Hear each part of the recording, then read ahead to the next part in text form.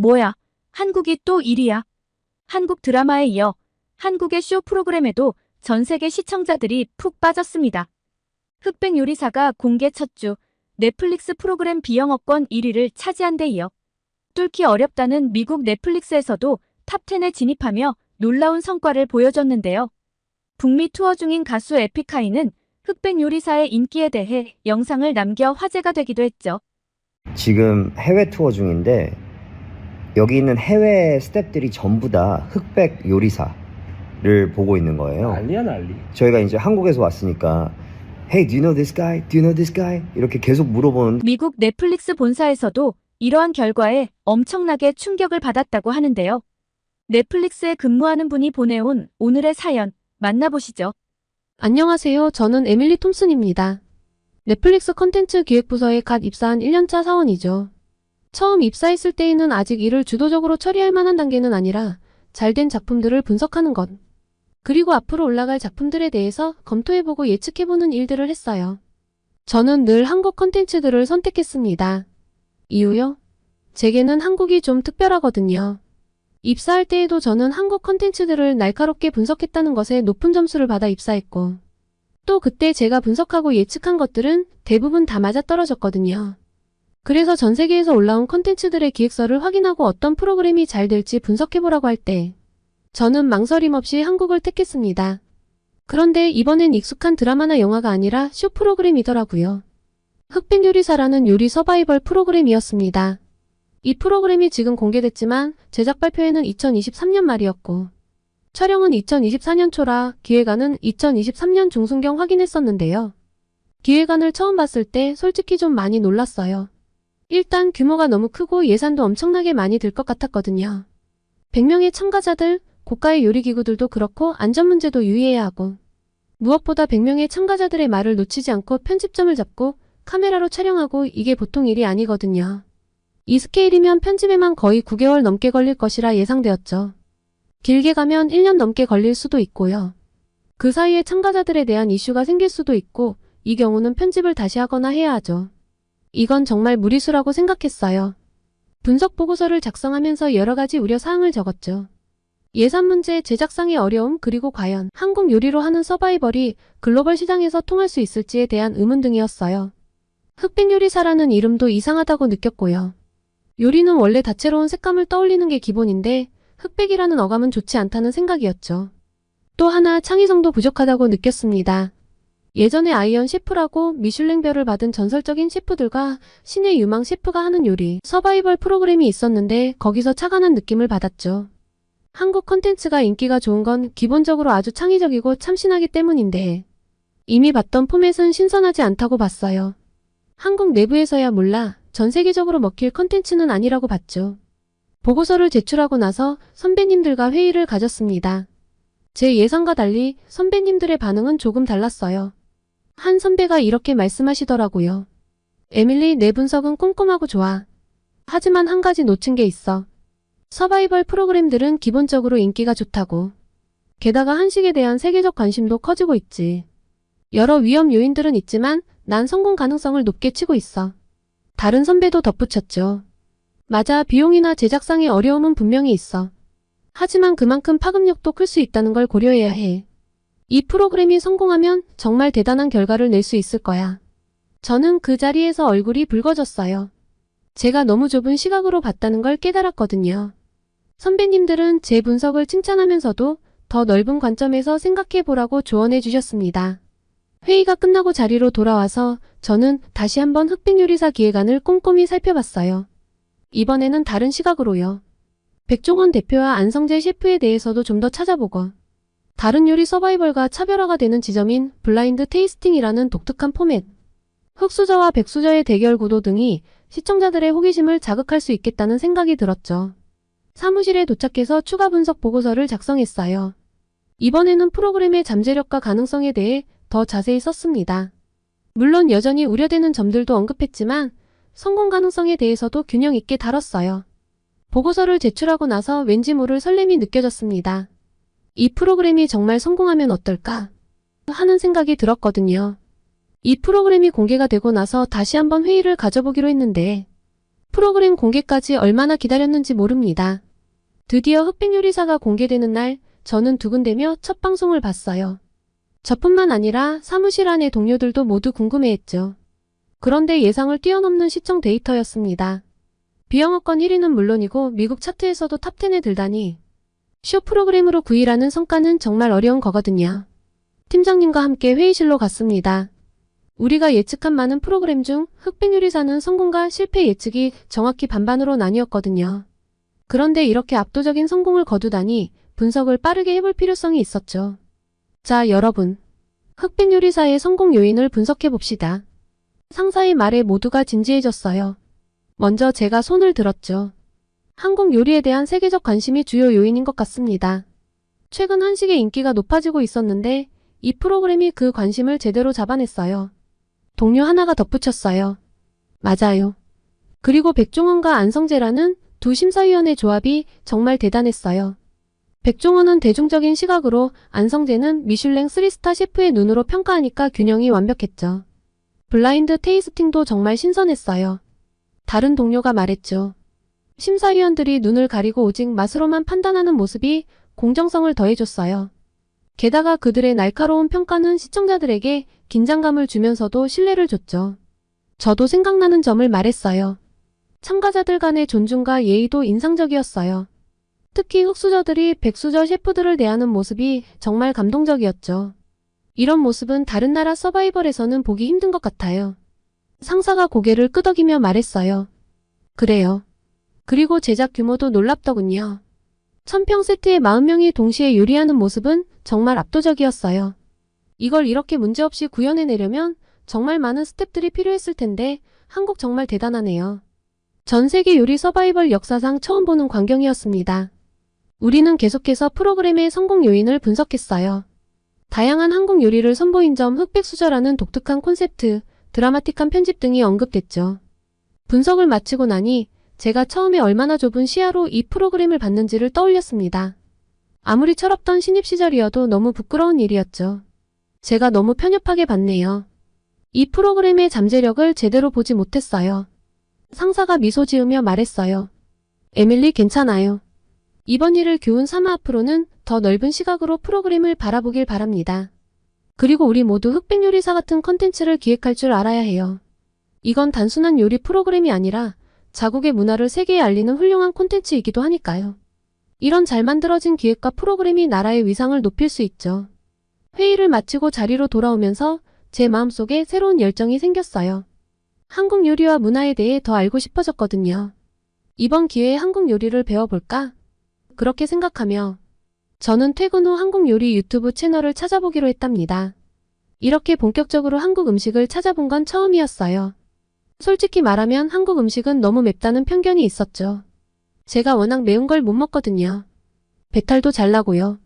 그래서 한식은 평생 못 먹을 음식이라고 생각했어요. 미국에서 김밥 열풍이 불 때에도 그다지 관심이 없었습니다. 무슨 음식을 줄 서서까지 먹을까 했거든요. 그래도 이렇게 전 세계적으로 한국 요리 서바이벌에 대해 관심을 가질 만큼 한식이 인기가 좋다면 컨텐츠 기획자로서 놓치면 안 된다고 생각했습니다. 한국 사람들이 아닌 사람은 한식을 어떻게 소비할까 하는 생각으로 찾아봤는데 영상을 보는 순간 제 고정관념이 완전히 무너졌어요. 김치볶음밥에 마요네즈를 넣는다니 처음엔 이상하다고 생각했지만 영상 속 외국인들의 반응을 보니 정말 맛있어 보이더라고요. 매운맛을 중화시키면서 고소하고 크리미한 식감을 만들어낸다는 설명에 솔깃해졌죠. 그리고 파스타에 고추장을 넣는 사람들도 있었습니다. 고추장만 간단히 추가하면 모든 까르보나라 파스타가 그 다음 단계로 진화한다는 말에 궁금증이 폭발했죠. 제가 좋아하는 파스타에 새로운 맛을 더할 수 있다니 이건 꼭 해봐야겠다고 생각했어요. 영상을 찾아본 뒤 저는 큰 결심을 했어요. 이번 주말에 한국 식당에 가보기로 한 거죠. 그리고 마트에 가서 고추장과 김치를 사와야겠다고 생각했어요. 제가 좋아하는 파스타에 고추장을 넣어 먹어보고 싶었거든요. 그리고 문득 깨달았어요. 제가 지금까지 얼마나 좁은 시각으로 세상을 보고 있었는지 말이에요. 한국 음식을 통해 새로운 세계가 열린 것 같았죠. 저건 못하는 것, 못 먹는 것 같은 제 편견이 기획자로서 얼마나 부끄러운 태도인지 새삼 깨달았습니다. 좀 더 새로운 발견을 위해 한국을 더 알 필요가 있었죠.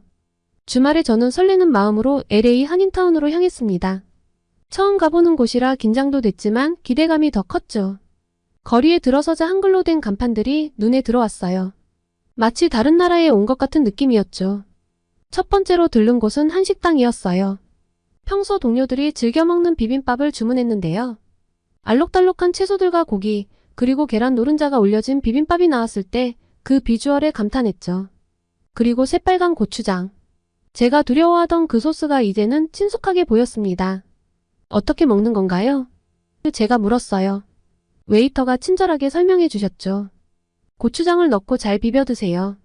조심스럽게 한 숟가락 먹어봤는데, 와, 이건 정말 예상 밖이었어요.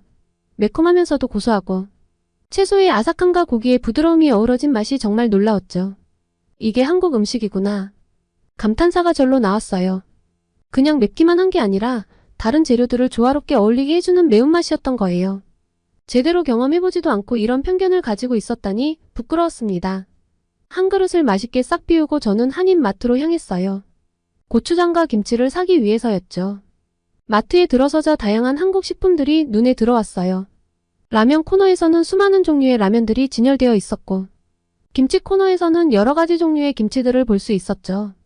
직원에게 물어 고추장을 찾았는데 브랜드가 너무 많아서 고르기 힘들었어요. 결국 직원의 추천으로 하나를 골랐죠. 김치도 샀어요. 계산대에서 우연히 옆에 있던 한국 할머니께서 김치는 꼭 볶아 먹어봐요. 맛있어요. 라고 말씀해 주셨죠. 집에 돌아와서 바로 요리를 시작했어요. 파스타에 고추장을 넣어 볶아보고 김치도 볶아봤죠. 처음에는 서툴렀지만 유튜브 영상을 보며 따라하니 어느 정도 모양이 나왔어요. 맛이요? 글쎄요. 한국 분들은 어떻게 생각하실지 모르겠지만 이런 퓨전 한식은 정말 멋졌습니다. 첫 입을 먹는 순간 이걸 한 달 내내 먹어도 되겠다 싶었거든요. 고추장 파스타는 매콤하면서도 깊은 맛이 났고 볶은 김치는 새콤달콤하면서도 아삭한 식감이 일품이었죠. 이렇게 맛있는 걸 왜 이제 알았지? 하는 생각이 들었으니까요. 다음날 출근해서 제가 이 이야기를 하니 이제서야 한식을 먹어본 거냐며 놀리더라고요. 에밀리, 넌 인터넷이 없는 세상에서 산 거야? 어떻게 한국 음식을 이제서야 먹어봐? 마케팅팀의 제시카가 웃으며 말했어요. 난 벌써 몇 년째 김치찌개에 빠져있다고. 오, 그래? 김치찌개는 어떤 맛이야? 제가 호기심 어린 눈으로 물었죠. 상상해봐. 매콤하고 시원한 국물에 부드러운 두부, 아삭한 김치가 어우러져 있는 걸. 거기에 보들보들한 돼지고기까지. 정말 환상의 조합이야. 제시카의 설명에 저도 모르게 입맛을 다셨어요. 그때 IT팀의 마이클이 끼어들었어요. 김치찌개도 좋지만 난 비빔밥이 최고야. 알록달록한 채소들과 고소한 참기름 냄새. 생각만 해도 배고파지네. 난 한식 먹으면서 체중을 20kg이나 뺐다고. 와, 다들 한식 전문가 같은데? 제가 놀라서 말했죠. 에밀리, 넌 이제 시작이야. 기대해. 한식의 세계는 정말 깊고 넓거든. 우리 팀의 선배인 리사가 따뜻하게 미소 지으며 말했어요. 그럼 오늘 퇴근 후에 우리 다 같이 한식당에 가는 게 어때? 내가 아직 못 먹어본 맛있는 음식들이 얼마나 많은지 보여줄게. 정말요? 와, 너무 좋아요. 제 목소리에서 흥분이 묻어났어요. 퇴근 시간이 되자 우리 팀은 설레는 마음으로 리사가 추천한 한식당으로 향했어요. 가게에 들어서자 된장찌개 냄새가 코를 자극했죠. 자, 에밀리. 오늘은 내가 한식의 세계로 입문하는 날이야. 리사가 윙크하며 말했어요. 메뉴판을 받아들고 저는 당황했어요. 모르는 단어들 투성이었거든요. 다행히 동료들이 하나씩 설명해 주었죠. 에밀리, 우선 기본부터 시작해볼까? 불고기는 어때? 제시카가 제안했어요. 오, 그거 들어본 것 같아요. 제가 대답했죠. 음식이 나오기 시작했어요. 불고기, 김치찌개, 된장찌개, 비빔밥, 파전까지. 테이블이 음식으로 가득 찼죠. 와, 이게 다 뭐예요? 제 눈이 휘둥그레졌어요. 하나씩 천천히 맛봐봐. 마이클이 웃으며 말했어요. 첫 숟가락을 뜨자 입안에서 폭발하는 맛에 저도 모르게 감탄사가 나더라고요. 맛있지? 리사가 물었어요.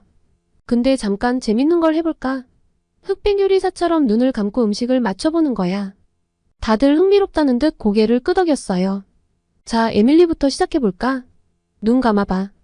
제시카가 말했어요. 저는 긴장된 마음으로 눈을 감았어요. 뭔가 입에 들어왔어요. 고소하면서도 매콤한 맛이 났죠. 이건 비빔밥에 김치를 올린 걸까요? 조심스레 대답했어요. 와, 대단한데. 맞았어. 모두가 환호성을 질렀어요. 이렇게 우리는 번갈아가며 눈을 감고 음식을 맞춰보는 게임을 했어요. 가끔 엉뚱한 대답이 나와 모두가 웃음바다가 되기도 했죠. 이거 정말 재밌네요. 제가 말했어요.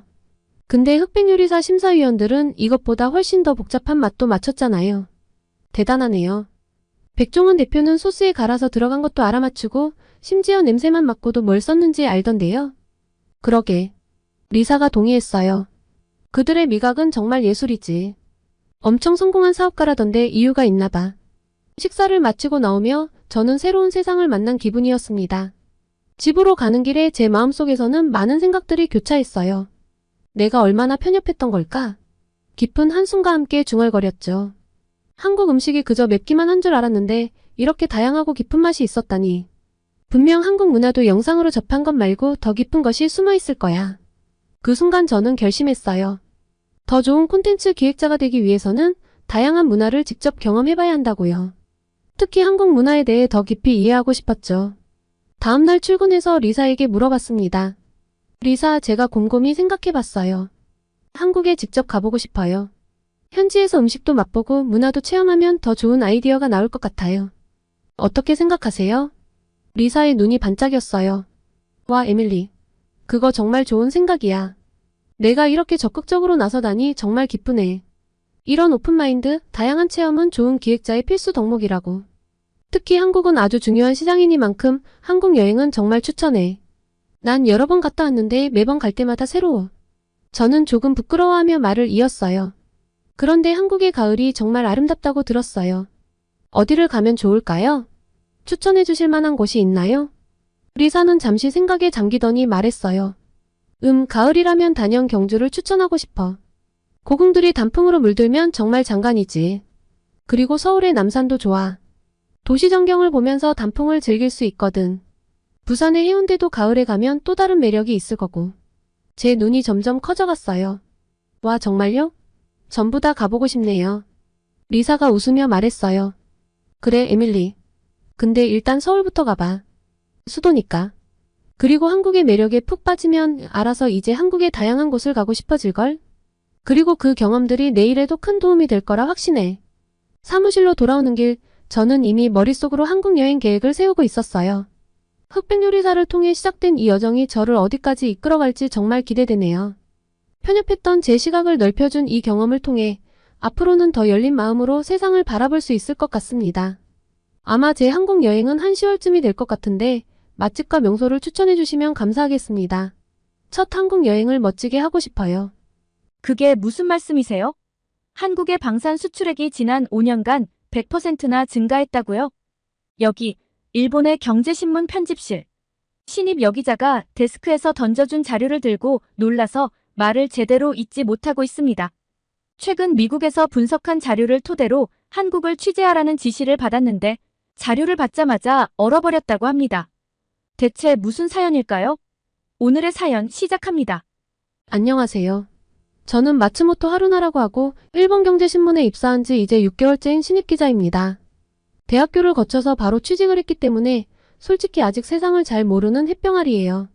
그런 제게 엄청난 임무가 주어졌습니다. 바로 한국 출장이었어요. 선배 기자님과 함께 가는 출장이긴 하지만 꽤 큰 특집 기사의 일원이 된다는 사실은 너무 떨렸습니다. 그런데 한편으로는 걱정도 좀 됐어요. 난생 처음 외국에 가는 거라 걱정이 되냐고 주변에서 물었지만 사실 한국에 간다는 것 자체가 걱정스러웠습니다. 이런 이야기를 한국 분들이 들으시면 화가 나실 텐데요. 사실 전 어렸을 때부터 할아버지의 영향을 많이 받았어요. 할아버지는 항상 한국에 대해 안 좋은 말씀을 하셨죠. 하루나 한국은 우리나라보다 열등한 나라야. 우리가 그들에게 엄청난 가르침을 주었지. 이런 말씀을 자주 하셨어요. 그때마다 저는 고개를 끄덕이며 할아버지의 말씀을 곱씹었죠. 그래서 그런지 저는 일본을 휩쓴 한류 열풍에도 좀 무관심했습니다. 뉴스에서 한국 얘기가 나오면 대충 듣고 넘기곤 했죠. 물론 지금 일본에서 한국 문화가 굉장히 인기가 좋다는 건 잘 알아요. 하지만 그저 연예산업이 좀 발달한 정도겠지 생각했어요. 어차피 우리보다 못한 나라라고 여겼으니까요. 그런데 이런 제 생각이 흔들리는 일이 생겼습니다. 그날 아침은 지금도 생생하네요. 아침부터 평소와 다름없이 사무실에 출근했는데 데스크에서 저를 불렀어요. 하루나 씨, 이리 와보세요. 데스크 차장님의 목소리는 평소와 달리 긴박해 보였어요. 저는 긴장된 마음으로 차장님 앞으로 갔죠. 이 보고서 좀 봐요. 차장님이 건네준 보고서를 받아들고 훑어보는데 저도 모르게 눈이 커졌어요. 한국의 R&D 투자 세계 5위. 한국 방산 수출 급증, 일본을 거절한 호주, 한국을 선택하다. 제 눈을 의심할 수밖에 없었어요. 이게 무슨 말도 안 되는 소리인가 싶었죠. 차장님, 이게 정말인가요? 제 목소리에 의심이 가득 묻어났어요. 차장님은 고개를 끄덕이셨죠. 네, 미국의 유명한 경제연구소에서 나온 보고서예요.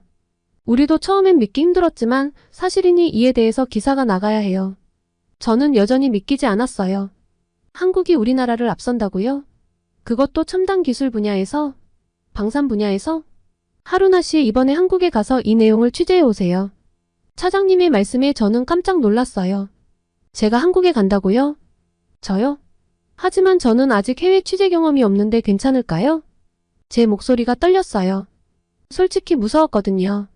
한 번도 가본 적 없는 나라, 그것도 항상 안 좋게 들어왔던 한국에 간다니. 우선 선배 기자와 2인 1조 취재니까 걱정하지 말고. 하루나 씨를 보내는 이유가 있어요. 한국이 처음이잖아. 신선한 시각으로 한국을 바라볼 수 있을 거예요. 게다가 젊은 세대의 관점도 필요하고요. 차장님의 말씀에 저는 할 말을 잃었어요. 거절하고 싶었지만 신입 기자인 제가 거절할 수 있는 상황이 아니었죠. 알겠습니다. 최선을 다하겠습니다. 떨리는 목소리로 대답했어요. 차장님은 미소를 지으며 말씀하셨죠. 좋아요. 일주일 후에 출발하세요. 그때까지 한국에 대해 공부도 좀 하고 준비 잘하고요. 제자리로 돌아오는 발걸음이 무거웠어요. 머릿속이 복잡했죠. 한국에 대한 선입견, 할아버지의 말씀, 그리고 방금 본 충격적인 보고서. 이 모든 것들이 뒤엉켜 있었어요. 집에 돌아와서도 마음이 진정되지 않았어요. 심란한 마음이었지만 제게 주어진 일을 등한시할 수 없으니 한국에 대해 공부를 시작했습니다. 일주일 동안 한국에 대해 공부했어요. 인터넷으로 찾아보니 한류 말고도 여러 분야에서 두각을 나타내고 있더라고요. 하지만 여전히 의심이 가득했어요. 이런 것들은 다 과장된 거겠지. 원래 어떤 조사나 연구는 어떤 관점에서 하느냐에 따라 달라져. 그렇게 생각하며 스스로를 위로했죠. 그리고 한국으로 떠나는 날을 맞이했습니다. 공항으로 향하는 차 안에서 저는 창밖을 바라보며 많은 생각을 했어요. 한국이 그렇게 대단한 나라라면 나는 왜 모르고 살았을까? 내가 배웠던 역사나 경제 관련 공부에서는 왜 한국을 제대로 언급하지도 않았을까? 비행기에 오르면서 마음을 다잡았어요. 저는 기자잖아요. 객관적으로 바라보자. 편견 없이 사실만을 보자. 그렇게 다짐하면서도 제 마음 한구석에는 여전히 의구심이 자리 잡고 있었죠. 하지만 이 의구심은 한국에 도착한 지 얼마 되지 않아 하나씩 무너지기 시작했어요. 인천공항에 도착했을 때부터 놀라움의 연속이었죠. 일본의 공항과는 뭔가 달랐거든요. 더 현대적이고 세련된 느낌이 들었어요. 하지만 그때까지만 해도 저는 여전히 의심의 눈초리를 거두지 않았어요. 겉모습만 그럴듯하게 꾸며놓은 거겠지라고 생각했죠. 인천과 서울의 화려한 모습도 도쿄와는 왠지 달랐습니다. 도쿄는 뭔가 칙칙하고 갑갑한 느낌인데 고층 빌딩이 똑같이 많지만 한국은 뭔가 생기가 넘치는 느낌이었는데요. 한국을 여러 번 온 선배는 이미 들떠서 신나하더라고요. 저도 뭔가 들뜨려 있는데 마음을 애써 다잡았죠. 취재에만 집중하기로 했습니다. 시간이 없으니 빠르게 움직여야 했죠. 첫 번째 취재지는 한국의 대표적인 R&D 연구센터였어요. 현대적인 건물 외관에 촌뜨기처럼 두리번거리고 있는데 미리 연락해둔 담당자분이 나왔습니다. 안내를 받으며 설명을 듣기 시작했죠. 담당자가 한국의 R&D 투자에 대해 설명해주기 시작했어요. 한국의 R&D 투자는 세계 5위 수준입니다. 그 말을 듣고 저는 깜짝 놀랐어요. 정말인가요? 그게 가능한 일인가요? 제가 의심스러운 눈초리로 물었죠. 담당자는 미소를 지으며 계속 설명했어요. 네, 유네스코 자료에 따르면 한국의 R&D 지출이 790억 달러로 전 세계에서 5위를 기록했습니다. 프랑스와 영국 같은 전통적인 유럽 선진국들을 앞섰죠. 우리 앞에는 미국, 중국, 일본, 독일뿐입니다. 빠르게 탑5 안에 들어간 거죠.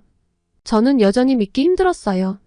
하지만 한국은 인구도 적고 영토도 작고 자원도 부족하지 않나요? 어떻게 그런 성과를 낼 수 있죠? 담당자는 고개를 끄덕이며 말했어요. 맞아요.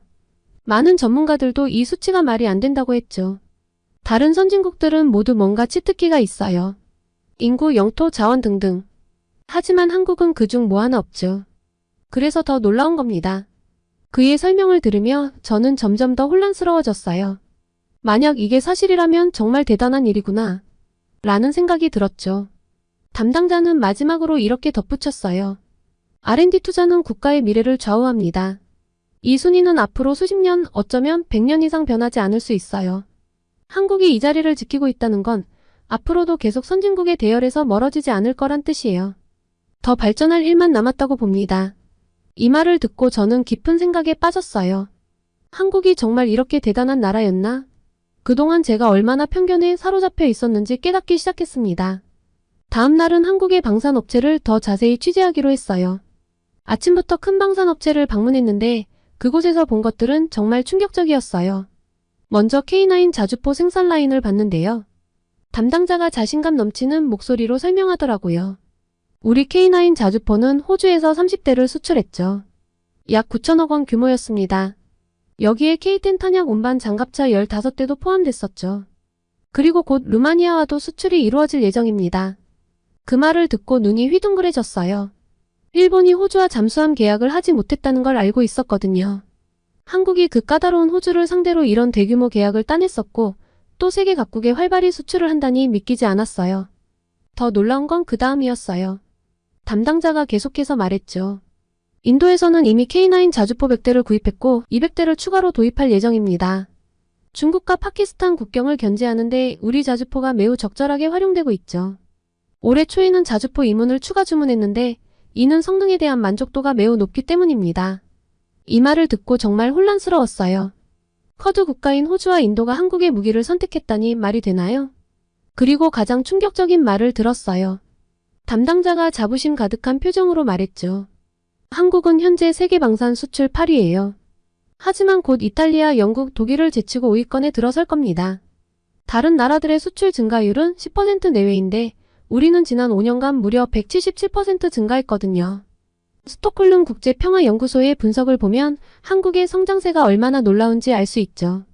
개인적으로 매우 자부심을 가지고 있는데 저뿐만 아니라 전 직원들이 모두 자부심을 가지고 일하고 있습니다. 이 말을 듣고 너무 놀라 말을 잇지 못했어요. 일본보다 앞서 있다니, 게다가 G7 소속 선진국들을 따라잡고 있다니 한국의 발전이 어디까지 된 걸까? 머릿속이 복잡해졌어요. 담당자는 계속해서 설명했어요. 우리는 단순히 무기를 파는 게 아닙니다. 지속적인 애프터 서비스를 통해 고객 국가들의 만족도를 높이고 있어요. 이런 노력 덕분에 기존 고객들이 추가 주문을 하는 경우가 많죠. 최근에는 나토 국가들도 우리 무기에 관심을 보이고 있어요. 이 모든 이야기를 들으면서 한국 방산 산업의 발전 속도와 규모에 정말 놀랐어요. 일본의 방산 산업이 정체되어 있다는 걸 알고 있었지만 한국이 이렇게까지 앞서 나가고 있다니 놀라웠죠. 분하지만 한국의 놀라운 발전을 인정할 수밖에 없었어요. 한국이 새로운 경제 발전의 동력을 방산 분야에서 찾아가고 있다는 게 눈앞에서 선명하게 보였으니까요. 이날은 정말 충격이 컸습니다. 한국이 눈부시게 발전할 동안 일본은 무엇을 한 걸까요? 기사를 쓰려면 일본의 현실을 알아볼 필요가 있다는 생각이 들었습니다. 그래서 호텔로 돌아오자마자 노트북을 펴고 일본의 방산 산업에 대해 더 자세히 알아보기 시작했어요. 그런데 제가 발견한 내용들은 충격 그 자체였습니다. 일본 해상자위대 출신의 군사 저널리스트 몬타니 씨의 기고문을 읽게 되었는데 그 내용이 너무나 충격적이었어요. 일본의 방위 산업이 얼마나 비효율적이고 문제가 많은지를 적나라하게 비판하고 있었거든요. 먼저 일본의 방산 업체들은 정부의 보호 아래에서 경쟁 없이 안주하고 있었습니다. 전투기는 미쓰비시 중공업, 초계기는 가와사키 중공업, 중형 헬기는 호지, 중공업 비행정은 신메이와 같은 식으로 각 회사의 주력 제품을 정부가 미리 할당해주고 있다고 했죠. 이런 구조에서는 기업들이 서로 경쟁할 필요가 없으니 혁신이나 발전이 이뤄질 리 없다는 문제가 제일 컸습니다. 제 눈에도 보이는데 이걸 아무도 문제의식을 못 느꼈을까요? 게다가 계약 과정도 문제더라고요. 과거에는 수의 계약만 존재했고 지금은 경쟁 입찰이라고는 하지만 신규 업체가 진입하기 어려운 구조래요. 게다가 가격도 정상적인 계약 금액이 아니라 협의를 통해 결정된다니 이건 정말 비정상적이에요. 더 놀라운 건 이런 구조 때문에 생산성이 낮고 노력하지 않는 기업들도 안정적인 수익을 낼 수 있다는 거예요. 이건 정말 말이 안 되는 일이잖아요. 한국의 방산 기업들이 치열하게 경쟁하며 발전하는 모습과는 정반대예요. 해외 무기를 도입할 때도 문제가 있더라고요. 제조건을 구입해 국내에서 생산하려고 하는데 이렇게 하면 일반적인 수입 가격의 몇 배가 든다는 거예요. 이건 정말 엄청난 재정 낭비 아닌가요? 몬타니 씨는 일본의 방위 산업이 쇠퇴하고 있는 이유가 헌법이나 무기, 수출 3원칙 때문이 아니라 바로 이런 구조적인 문제 때문이라고 지적하고 있었어요. 그의 말에 따르면 일본산 무기는 성능이 떨어지고 사용하기 어렵고 신뢰성도 부족하대요. 그런데도 가격만큼은 세계 최고 수준이라니 이건 정말 심각한 문제죠. 가장 충격적인 건 일본의 방위 산업이 이미 한국과 중국에 밀렸다는 평가예요. 심지어 북한에게도 질 수 있다는 관측까지 나왔더라고요. 이건 정말 믿기 힘든 현실이었습니다. 이 모든 내용을 읽으면서 제 마음속에서 복잡한 감정이 일어났어요. 한편으로는 일본의 현실에 대한 절망감이 밀려왔고 다른 한편으로는 한국의 방산 산업에 대한 놀라움과 존경심이 커졌어요. 그리고 한국은 치열한 경쟁 속에서 끊임없이 혁신하고 발전하고 있는데 일본은 과거의 영광에 안주한 채 뒤처지고 있다는 사실이 너무나 뼈아팠어요. 특히 한국의 방산 수출이 급증하고 있다는 사실과 비교하면 일본의 현실은 정말 처참하다는 생각이 들었습니다. 이제야 한국이 왜 그렇게 빠르게 성장할 수 있었는지 이해가 갔어요. 끊임없는 혁신, 과감한 투자, 그리고 세계 시장을 향한 도전. 이 모든 것이 한국을 세계 4위의 방산 강국으로 만들어낸 원동력이었던 거죠. 일본의 군사 전문가도 인정한 한국의 성과를 보면서 제가 얼마나 편협한 시각을 가지고 있었는지 깨달았어요. 한국은 이미 우리가 생각하는 것 이상으로 발전해 있었고 앞으로도 계속 성장할 거라는 확신이 들었죠. 이런 현실을 마주하니 일본의 미래가 걱정되기 시작했어요. 우리도 한국처럼 변화해야 하지 않을까? 과거의 영광에 안주하지 말고 더 치열하게 경쟁하고 혁신해야 하지 않을까? 이런 생각들이 제 머릿속을 맴돌았습니다. 한국의 성공을 인정하는 게 쉽지는 않았지만 이제는 부정할 수 없는 현실이 되어버렸으니까요. 오히려 한국의 성공 사례를 배워야 한다는 생각이 들었죠. 우리도 한국처럼 변화하고 혁신해야만 세계 시장에서 경쟁력을 가질 수 있을 테니까요. 이 모든 생각들을 정리하면서 제 기사의 방향도 완전히 바뀌어야 한다는 걸 깨달았어요. 단순히 한국의 성과를 보도하는 것을 넘어 일본이 배워야 할 점들을 제시해야겠다고 마음먹었죠. 한국과 일본 두 나라의 미래를 위해 제가 할 수 있는 일이 무엇일지 깊이 고민하게 되었습니다. 취재를 모두 마친 날 저녁, 저는 좀 지쳐서 혼자 작은 식당에 들렀어요. 선배를 신경 쓰기도 싫었고 혼자 조용히 밥을 먹고 싶었거든요. 그런데 주인 아주머니가 갑자기 서비스로 음식을 더 주시는 거예요. 젊고 예쁜 사람이 외국 나와서 열심히 일하는 것 같아 더 줬어요. 많이 드세요. 이런 친절에 당황스러웠어요. 일본에서는 잘 볼 수 없는 광경이었거든요. 돈을 내려고 하니 손사래를 치시며 거절하시더라고요. 처음에는 이런 문화가 비효율적이지 않을까? 라고 생각했어요. 하지만 왠지 모를 따뜻함을 느꼈죠. 검색을 해보니 이게 바로 한국의 정이라고 하던데요. 이런 문화가 한국의 발전에 어떤 영향을 미쳤을까 궁금해졌어요. 지난 며칠간 제가 본 한국은 첨단 기술과 치열한 경쟁의 나라였는데요. R&D 투자 세계 5위, 방산 수출 급증, 글로벌 시장을 향한 끊임없는 도전. 모두 놀라운 성과들이었죠. 하지만 그 이면에 이런 따뜻한 인간미가 있다는 걸 깨달았어요. 어쩌면 이런 정 문화가 한국 기업들의 끈끈한 팀워크를 만들어내는 게 아닐까요? 방산 기업 직원들의 열정적인 모습이 떠올랐어요. 그들은 단순히 돈을 벌기 위해서가 아니라 국가를 위해, 동료들을 위해 일한다는 느낌이 들었거든요. 또 한국 기업들의 뛰어난 고객 서비스도 이런 정신에서 나오는 게 아닐까 싶었어요. 방산 제품을 수출한 뒤에도 지속적인 애프터 서비스로 고객 만족도를 높인다던 담당자의 말이 생각났어요. 이런 세심한 배려가 한국 제품의 경쟁력을 높이는 비결 중 하나일 거예요. 그리고 이런 문화가 혁신의 원동력이 되는 것 같아요. 서로를 배려하고 신뢰하는 문화 속에서 더 과감한 도전과 창의적인 아이디어가 나올 수 있을 테니까요. 한국 방산 기업들이 빠르게 성장하고 새로운 시장을 개척할 수 있었던 것도 이런 문화 덕분이 아닐까요? 결국 한국의 성공 비결은 첨단 기술과 따뜻한 인간미의 조화가 아닐까 하는 생각이 제 결론이었습니다. 치열한 경쟁 속에서도 서로를 배려하고 함께 성장하려는 문화. 정말 많은 깨달음을 준 한국이었습니다. 그리고 일본으로 돌아가는 길, 제 기사에 꼭 담아내야 할 내용을 깨달았어요. 단순히 한국의 경제적 성과나 기술력만을 다루는 게 아니라 그 뒤에 숨은 문화와 정신을 함께 소개해야겠다고 결심했죠. 귀국 후 편집회의에서 이러한 제 시각을 강력하게 어필했어요. 데스크에서는 젊은 사람이 문제를 보는 눈이 역시 새롭다며 호평을 해주셨죠. 그리고 제 기사가 신문에 실렸어요. 하지만 온라인 반응은 제가 예상한 것보다 훨씬 더 거셌어요. 많은 독자들이 제일교 보냐? 한국에 매수당한 거 아니냐? 라는 악플을 달았어요. 심지어 제 애국심을 의심하는 댓글도 있었죠. 이런 반응을 보면서 할아버지의 말씀과는 달리 오히려 일본 국민의 민도가 한국보다 떨어지는 것 같다는 생각에 마음이 무거워졌어요. 하지만 동시에 이런 반응이야말로 제가 이 기사를 쓴 이유를 증명해준다는 생각이 들었어요.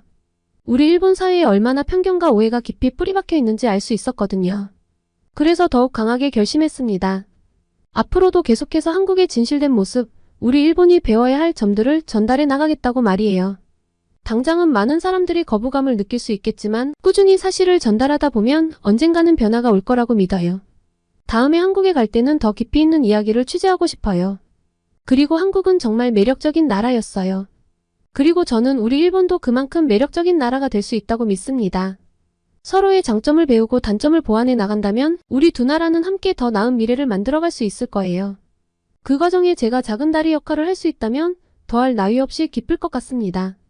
한국에 또 갈 때에는 짧게나마 한국어를 조금 더 할 수 있도록 공부를 하고 가려고 해요. 다음에 한국을 다녀와서 또 소식을 전하겠습니다. 오늘은 넷플릭스 1위를 놓치지 않는 한국 컨텐츠에 대한 놀라움을 전해온 사연, 그리고 한국 국방력에 놀란 일본 기자의 사연을 전해드렸습니다. 오늘의 사연이 마음에 드셨다면 구독과 좋아요를 눌러주세요.